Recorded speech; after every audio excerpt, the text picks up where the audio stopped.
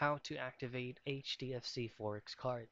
The first things first is you can definitely activate your HDFC Forex card online if you already have the physical card. Now once you do have the card, just simply pull up or access any preferred web browser that you want to use and head directly to hdfcbank.com's official site. And once you're here, you'll have to scroll all the way down and look for this option right here that says Forex card. And once you tap on Forex card, the first thing that you'll do is to go and create an account with HDFC Bank if you don't have an account yet. But if you already have an account, you can just simply create this as a new tab and make sure that you log into your account. Now after you logged in, you can scroll all the way down and look for your current card that you're using.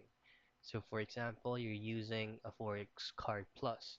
So simply click on Apply Online and make sure that you have your card credentials ready. Now once you already have those information, all you have to do is to input your card number, the CVV, and the expiration date of the card. Now once you have filled those out, your card will automatically be activated and you will receive a notification. It's either from your mobile phone or from the email address associated with your HDFC account.